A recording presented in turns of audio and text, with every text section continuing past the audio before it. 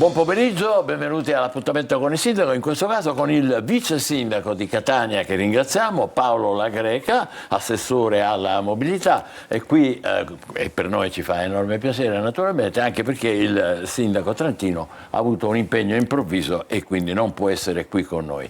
Benvenuto. Cominciamo subito parlando di Piazza Franco Battiato, Piazza Beppe Montana e l'area sport del villaggio Sant'Agata, che sono state recentemente riqualificate, dovremmo poter vedere qualche immagine proprio dalla vostra amministrazione, e i cittadini ogni sabato pomeriggio, e la notizia di oggi, potranno dedicarsi gratuitamente allo sport assistiti da istruttori del CONI. Questo progetto si chiama Sport Comune e vede la città capofila di una iniziativa che premia Catania, ecco qua la presentazione questa mattina, per l'impegno, quindi premiata la nostra città per l'impegno nel rigenerare e attrezzare le piazze con impianti sportivi, un progetto che Sport, Salute e Spa presenterà anche in altre città d'Italia. Possiamo rientrare in studio, qui vediamo il sindaco trentino, stamane, poche ore fa, ecco di nuovo il vice sindaco La Greca, quindi è una bella iniziativa, Catania capofila. È una bella iniziativa perché riconosce l'attività che si sta svolgendo a Catania, questa intensa attività di riqualificazione di spazi pubblici volti prevalentemente ad essere appunto utilizzati, quindi che diventino anche luoghi di socialità. Questa iniziativa, che parte anche da parte del Ministero, quindi città, salute, sport, è stato individuato a Catania proprio perché queste nuove piazze e le altre che speriamo a breve potranno ancora entrare come occasioni di riqualificazione, diventeranno luoghi in cui i ragazzi possono non solo appunto stare insieme e assistiti, quindi non abbandonati questo uso in tutta autonomia, ma assistiti da istruttori appunto del CONI, che potranno anche, e non è un fatto marginale, vedere le loro attitudini sportive, capire un pochino se uno è più adatto per fare judo piuttosto che per fare corsa, esatto, o qualsiasi altra cosa. E ci capiscono questi.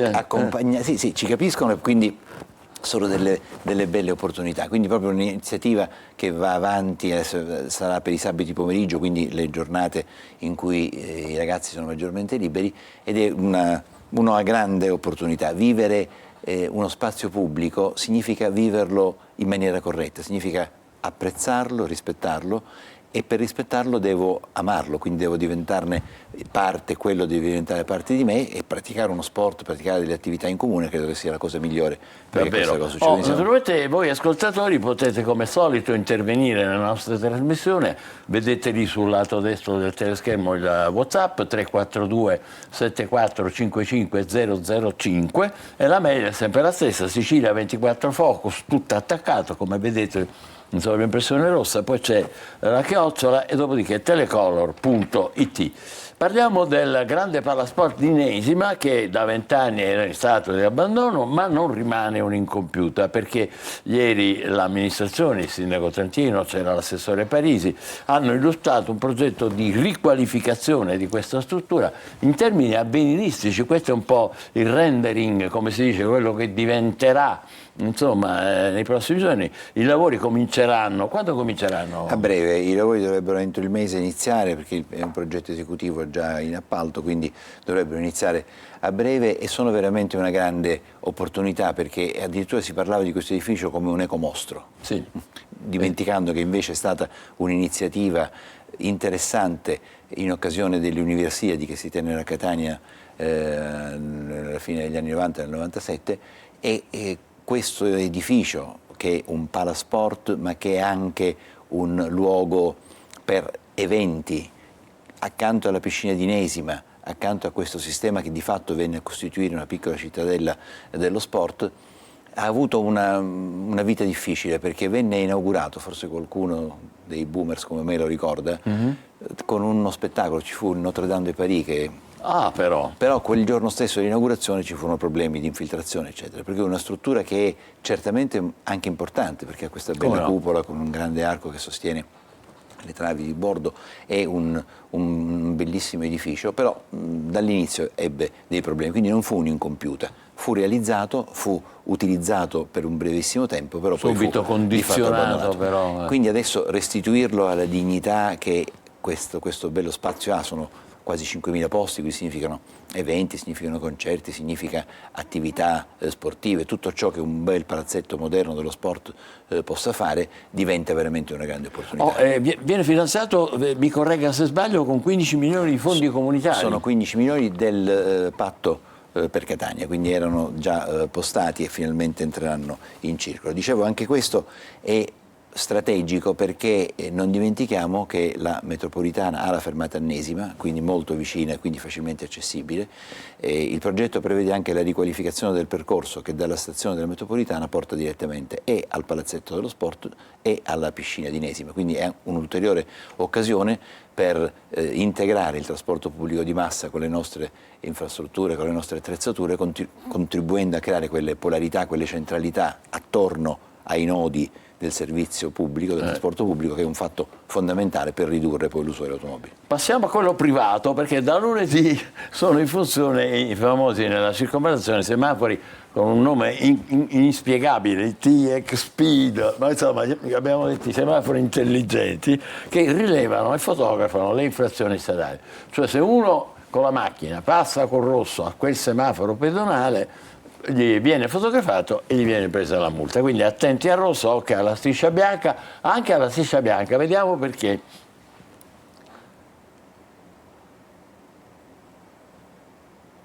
Se no ce lo anticipa lei, perché? Prego. Il tema fondamentale di questi semafori, dobbiamo ricordarcelo, dobbiamo capirlo tutti, anche, mi permetta, torniamo ancora ai boomers, no? Noi ci ricordiamo, ricordiamo perfettamente che ad ogni semaforo c'era un vigile urbano quando eravamo ragazzi, no? È giusto. E il vigile urbano faceva anche di più, prendeva la sua peretta, guardava il traffico che scorreva e decideva quando mettere il rosso e il verde. Naturalmente se qualcuno passava col rosso il fischio inesorabile giungeva. Io credo che molti dei nostri ragazzi, anche probabilmente i trentenni, questa immagine non ce l'hanno. Certo. Perché purtroppo per la carenza di personale non abbiamo mai potuto avere un semaforo ed un vigile urbano. Adesso vediamo come. Questa è l'intelligenza artificiale che si sostituisce. Esatto. Facciamo qualche commento. Vediamo come è cambiata la situazione. Circonvallazione di Catania, semafori intelligenti, attenti al rosso. Sono in funzione i semafori intelligenti, bisognerà stare attenti al rosso e non solo, perché bisognerà fermarsi entro la striscia bianca che vedete per evitare la contravvenzione. Il sacrificio di Chiara Adorno, travolta ed uccisa sulle strisce pedonali sul viale Andrea Doria, non è stato vano, perché sull'onda emotiva di quella tragedia il Comune di Catania ha fortemente voluto un sistema di monitoraggio elettronico per salvaguardare gli utenti ed in particolare i pedoni. Da un lato dispiace che devono accadere tragedie per migliorare, però adesso è molto meglio, molto meglio. Oggi ti senti più tranquillo? Sì, abbastanza. La situazione è migliorata parecchio da quando ci sono questi sistemi di sicurezza. Ti senti più tranquillo adesso? Assolutamente. Ecco quindi TX Speed, in grado di rilevare le infrazioni di chi non rispetta il rosso. L'innovativo dispositivo, basato su tecniche di computer vision in tempo reale, è attivo tra i viali Odorico da Pordenone, Lorenzo Bolano ed Andrea Doria. Ma io credo di essermi fermato prima, perché? Perché lei ha oltrepassato la striscia bianca, quindi Non ci posso mettere qua. Quindi potrei prendere la multa? Bisogna stare più attenti, aveva ragione effettivamente. appena in tempo per qualche centimetro, perché adesso oltre al rosso bisogna stare attenti a questa striscia bianca. Perfetto, sì, è vero, è vero. È una questione di sicurezza in più per i pedoni. Sì, senz'altro, sono d'accordo. Preciso, perché ora il rischio è di prendere la multa se non ci si ferma il semaforo in circonvallazione. Ma noi sempre attenti, a prescindere dal semaforo. Prossimo step, l'entrata in funzione degli autovelox, velocità massima consentita a 50 km/h e l'installazione di semafori di nuova generazione con la rimodulazione dei tempi d'attesa per l'attraversamento dei pedoni. Che reazioni ci sono? Come è andata in questi giorni? Innanzitutto mi permette veramente di congratularmi con Antonino De Mana, perché questo servizio che mi era capitato di vederlo è veramente di grandissimo interesse. È un giornalismo di cui la città ha bisogno, perché oltre a fare giornalismo significa contribuire tutti insieme. Se ce la facciamo, come dice il sindaco trentino, ce la facciamo tutti insieme. E devo dire che anche voi con questo servizio contribuite non solo a fare informazione ma ad educarci noi cittadini catanesi, fa nel comprendere un pochino quali sono le novità. Ci fa piacere che lei dica questo e siamo particolarmente contenti per Tonino, naturalmente, che è uno dei nostri cavalli di battaglia insieme a tutta la redazione. Dicevo, reazioni, come stanno andando? Dicevo, è molto efficace il servizio perché appunto richiama quello che ho detto prima, cioè l'idea che in qualche modo questo sistema TX Speed, che cos'è? È un semaforo semplicemente che fotografa al superare la linea bianca e quindi documenta le infrazioni, sostituendosi di fatto al vigile urbano. Esatto. Però dobbiamo stare un po' attenti perché l'intelligenza artificiale, sì, poi ogni tanto è un po' tontolona questa intelligenza, quindi è chiaro che viene fotografato tutto, è chiaro che se passa un'ambulanza o un camion dei vigili del fuoco riconosce perfettamente, può essere meno attenta nel riconoscere però per esempio la situazione limite qual è. È chiaro che se io passo perché ho un'emergenza e so che sono dovuto passare col rosso, comunico ai vigili urbani immediatamente entro 5 giorni prima che parte eventualmente il verbale la ragione per cui, perché ho dovuto fare Quindi un'emergenza. se uno ha un'emergenza deve chiamare i vigili urbani. Perfetto. Può succedere però che per esempio se io mi sposto perché appunto c'è un camion di pompieri che deve passare, io supero la linea, a quel punto sono fotografato e quindi incorrerei nella multa. Questo nemmeno è giusto. Evidentemente c'è la possibilità da parte di chi controlla di verificare che alle 10:10 c'è stato il passaggio di un camion di vigili del fuoco e quindi che intorno a quei minuti possono essere passate altre macchine che potrebbero essere state sanzionate e quindi le multe in quel caso non. Però dico, ci sarà sempre la possibilità di segnarlo. La cosa veramente importante è che dobbiamo abituarci al rispetto di queste regole, perché spesso non ce ne rendiamo conto, ma anche mettersi in movimento su una corsia per esempio che va verso Onesima, quelli che sono nella corsia che va verso Ognina, se quelli ripartono sono automaticamente portati o lo erano prima a muoversi. Invece è importante star fermi sulle strisce pedonali e in particolare su quelle semaforiche, che bisogna dare sicurezza al pedone. Poi il pedone chi siamo? Siamo tutti noi, perché appena scendo dalla macchina diventa un pedone. Quindi dico, siamo tutti esattamente nella stessa condizione. Non c'è il minimo dubbio. Ed è un'azione di vera, voglio fare subito liberare ogni idea, non c'è da parte dell'amministrazione assolutamente nessuna volontà, né con questo né con gli autovelox, di fare nessuna azione. Cassa, come si assolutamente no. Enrico Trantino ha detto in maniera molto efficace: sono padre e agisco da padre in questo senso, cioè la volontà per tutti di mettere sicurezza nelle strade. Noi catanesi dobbiamo frenarci dai nostri impulsi spesso eccessivi, dobbiamo essere un po' autocontrollati. Vabbè, facciamo una breve pausa e poi dopo parleremo della pedonalizzazione di Piazza Federico II, vediamo pro e contro, ammesso che ci siano, e poi altre cose ancora. State con noi e fra poco ancora il vice sindaco di Catania, Paolo La Greca, assessore alla mobilità.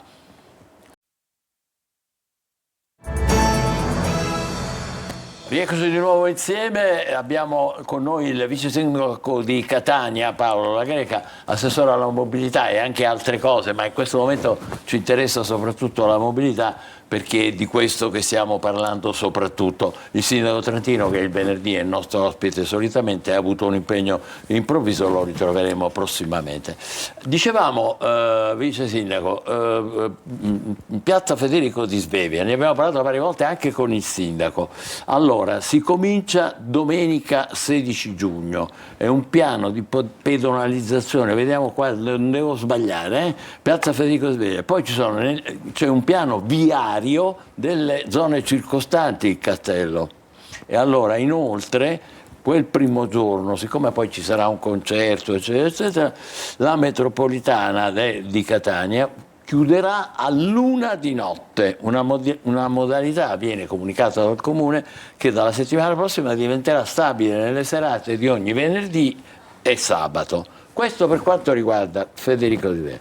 Poi nascono in seguito a questo due zone adiacenti, diciamo, una con l'interdizione di 24 ore alle macchine, sempre, un'altra con una chiusura al traffico limitatamente alle ore serali e notturne nei giorni feriali, senza limiti orari di pedonalizzazione, solo nei giorni festivi e le domeniche. Ho detto giusto? Ha detto benissimo. Ho letto il comunicato. Ha detto benissimo, ma la principale cosa però che mi voglio veramente sottolineare e ringraziare la direzione e la stessa Ferrovia Circumvetenea, la nostra metropolitana, perché ciò che noi catanesi desideravamo da tempo si attua. Si attua a partire da domenica, perché è simbolico l'inizio del primo giorno, poi andremo avanti il venerdì sera e il sabato sera la metropolitana chiuderà a luna di notte. All'una. Quindi è un'opzione importante che finalmente restituisce e consente un uso anche più distribuito durante la giornata e soprattutto la possibilità di accedere alle aree storiche con una notevole tranquillità. Ricordiamoci che a brevissimo saranno aperte anche le stazioni di Fontana e di Montepo, quindi c'è una parte importante della città che a questo punto può iniziare a fruire di questo. Volevo dire agli ascoltatori che domenica, in occasione della pedonalizzazione di piazza Federico Zivebia, si svolgerà proprio lì, nella piazza del Maniero del Castello, un concerto gratuito presentato da Gino Astorina, che salutiamo, insieme con i Lautari, Mario Venuto, Rita Botto, Eleonora Bordonaro, l'orchestra dell'Istituto Angelo Musco diretta da Daniele Zappalà, che con Gino Astorina ha raccolto l'invito del sindaco Trentino. Bello sto spettacolo. È stata una bellissima iniziativa perché segna la volontà dell'amministrazione e della città di vivere intensamente questo nuovo spazio riconquistato ad una dimensione di piena vivibilità. È chiaro che i tanti locali che sono presenti lì potranno fruire finalmente di un modo completamente diverso, non più la macchina che sta davanti al tavolo e sfumacchia mentre io mangio, ma dico una condizione di serenità, di mancanza di rumore, cioè di vera qualità urbana, e lo festeggiamo con questa iniziativa, ma ce ne saranno tante altre. Però una certa resistenza, il sindaco Trentino lo sa perché ne abbiamo parlato proprio anche qua, c'è stata per i parcheggi famosi. Ma c'è stato molto lavoro, perché innanzitutto la MTS mette a disposizione una navetta che dal parcheggio limitrofo di via Plebiscito, appunto della MTS, che si muove regolarmente con frequenze di 10-15 minuti. Il via Zurria, che sta dall'altra parte di via Plebiscito, è già disponibile per altri 70-80 posti auto. I lavori in piazza Borsellino sono iniziati dopo aver risolto l'aspetto di rapporti con il demanio. L'autorità di sistema portuale ha messo a disposizione 130 più 40, sono quasi 170-190 posti auto ancora nella zona del porto, quindi c'è un'offerta senza precedenti di posti auto che naturalmente ci obbligherà però a fare quei 300-400 metri a piedi che sia prima di cena che soprattutto dopo credo che sono più che desiderabili. Non c'è dubbio, però poi noi nei prossimi giorni seguiremo gli sviluppi e vedremo. Ma siamo qui anche per adattare, per i cittadini vedere e i turisti soprattutto come reagiranno ancora. Adesso vi vogliamo invece mostrare immagini fresche che ha realizzato sempre il nostro Tonino De Vana con il collega operatore che era con lui, della segnaletica stradale a tratti della ringhiera arrugginiti sul lungomare e scogliera sotto che somiglia a una pattumiera. Vediamo, Tonino De Vana. Dal lungomare liberato al lungomare arrugginito. Da un lato la bellezza dei luoghi con il cielo e il mare che si incontrano, dall'altro la sporcizia e il degrado che deturpano anche gli angoli più suggestivi di Catania. È la doppia faccia di una città dalle mille contraddizioni che intercetta finanziamenti europei per abbellire le piazze che poi lascia nelle mani di vandali ed incivili. Si distrugge ogni cosa, dalle attrezzature ludiche alle panchine smart, e poco importa se la zona è videosorvegliata, tanto il bene comune viene distrutto comunque. E che dire della ringhiera del lungomare, totalmente arrugginita ed in parte pericolante, come dimostrano queste transenne utilizzate per mettere in sicurezza, si fa per dire, l'affaccio a mare. I ringhieri sono da ristorare quasi tutti. Ci sono dei punti dove sono completamente arrugginiti e c'è un macello. È osceno, deve pensare che comunque a parte la cacca dei cani e non ci sono nemmeno, se lei si fa un giro, non ci sono nemmeno i cosi dove buttare la cacca dei cani. La nostra scogliera è degradata e anche i marciapiedi, devo dire, un tantino di cura in più l'avrebbero meritata ancora prima di rifare di nuovo la pista ciclabile. Io dico sempre come quello di Reggio Calabria, che non ha niente rispetto a Catania, ma è una cosa da favola. Io la prego, mandi qualcuno dei suoi a vederlo e vediamo noi che cosa abbiamo da invidiare a Reggio Calabria. Scogliera uguale pattumiera, così rifiuti di ogni genere sono in bella mostra accanto al costruendo solarium del Nautico, la cui consegna è slittata di alcuni giorni a causa del maltempo che ha rallentato le operazioni di costruzione della piattaforma. Quindi, vice sindaco, Reggio Calabria batte Catania quanto a lungomare. Beh, questo lo diceva D'Annunzio quando definì il chilometro più bello d'Italia. Però quando uno va lì capisce nelle belle giornate la ragione, perché c'è una vista di Messina e dell'Etna che non è uguale da nessun'altra parte del mondo, per cui dico scherzando. È vero, è bellissimo. C'ha questo straordinario sfondo. Sì, però gli ascoltatori non parlavano di quello. Sì. No, dico, bisogna sottolineare un dato che è certamente importante per quanto riguarda l'uso, ha detto bene Scogliera Pattumiera, è una cosa veramente incredibile perché le associazioni ambientaliste, i giovani regolarmente vanno lì, fanno operazioni di pulizia eccetera, e dopodiché la cosa si ripete esattamente uguale ad ogni sabato o ad ogni domenica, quindi è un problema anche qui di assoluta impossibilità di poter gestire in maniera qualitativamente valida la nostra città se non siamo noi a capire che la dobbiamo tenere pulita. Quindi le operazioni si fanno, ripeto, non solo le operazioni normali da parte dell'amministrazione comunale, ma anche tutte le associazioni di volontariato attente alle questioni ambientali periodicamente fanno questa operazione, che è noto a tutti, eppure l'esito è sempre questo, quindi questo è veramente sconfortante.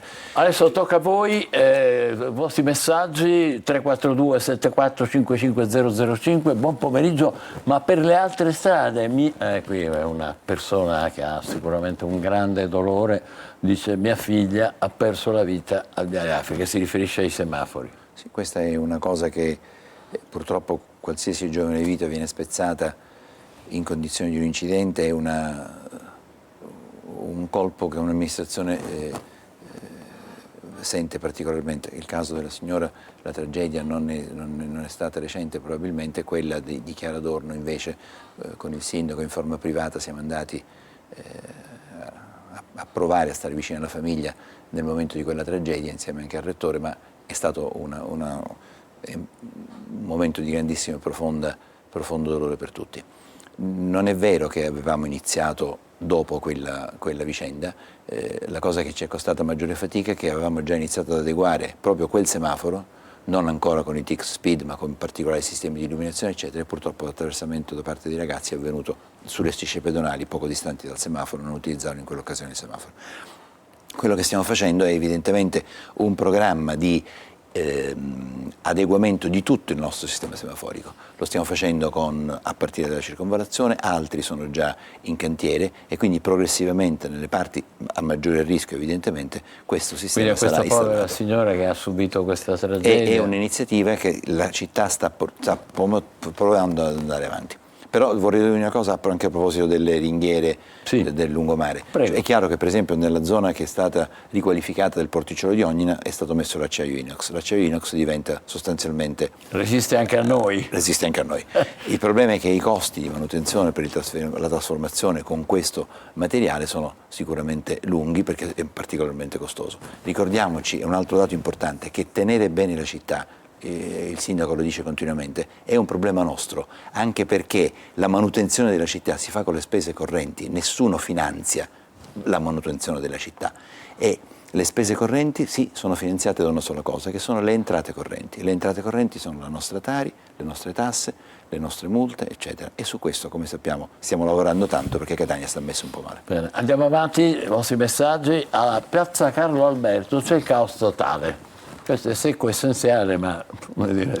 Ed è vero, è una condizione, noi abbiamo il commercio dei nostri mercati storici che è uno dei punti di vanto della nostra città, fa parte della nostra storia, della nostra socialità, eccetera. A questo si affianca purtroppo tantissimo abusivismo.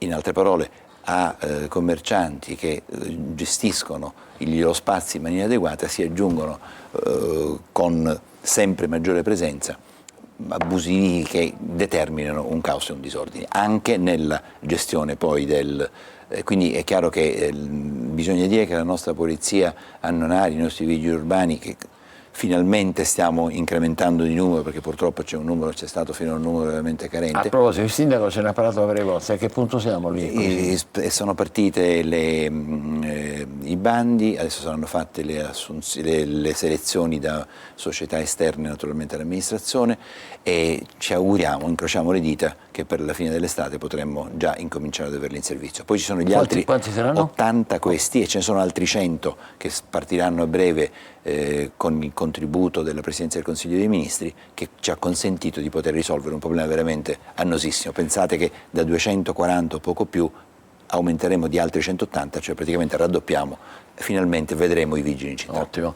Quanti vigili avrebbe bisogno Catania? 740 all'organico. Comunque vabbè. Avvicinarci a un numero critico, si vuole a 400 è già un dato. Apprezziamo la sua sincerità, come dire. Va? Allora andiamo avanti, che messaggi, ma quando verranno eliminati i passaggi a livello della circumettenea dentro la città? Chiede questo ascoltatore. Beh, di fatto passaggi a livello dentro la città. Dov'è che sono? Lì a... Ci sono nel tratto. Corso delle Province, forse non ancora. più, Corso delle Province non ci sono più perché è sotto. Sono nella zona che da Mister Bianco va verso Paternò. E questo è oggetto dei lavori in corso, sono partiti e stanno andando, sono anche finanziati col PNRR, per cui entro giugno del 2026 saranno completi. A questo Quindi proposito, saranno completi quando? Giugno 2026. La cosa che voglio sottolineare è questa: la necessità di dover, ci informa la Ferrovia Circonvettanea, sopprimere per adesso il servizio da Paternò a Mister Bianco e quindi a Nesima in superficie è dettata dal fatto che proprio in quella sede i lavori, come chiunque può vedere, stanno avvenendo esattamente su quello stesso binario. L'ultima domanda flash per il nostro vice sindaco Paolo La Greca. Buongiorno, dopo un anno la situazione della strada 53 non è cambiata, ma forse in alcuni tratti è aumentata, cioè il caos. Usare fototrappolo come hanno fatto altri comuni, suggerisce? Lo stiamo facendo evidentemente, ma spesso in qualche caso diventa necessario. Lo stiamo facendo dietro per esempio l'ospedale San Marco, ove il traffico non è così determinante, pensiamo proprio di chiudere alcuni tratti in maniera tale da impedire che queste cose tragicamente continuino ad avvenire. Questo è un malcostume che non ha possibilità di risposta. Noi stessi dobbiamo proprio abituarci, spesso anche i mastelli che si vedono fuori dai condomini sono pieni a qualsiasi ora del giorno. Se c'è da conferire la differenziata il venerdì, in quel momento bisogna conferire soltanto la differenziata, gli altri devono stare vuoti, non sono da utilizzare come spazi per poter conferire. Va bene a dirlo, vice sindaco, perché dobbiamo autoabituarci. Non è un bel panorama quello che si vede. Spesso può essere noioso, io vado in giro, soprattutto in inverno, scendere dopo cena, però dico è un esercizio. Poi pare che camminare subito dopo cena faccia bene anche per il diabete, eccetera.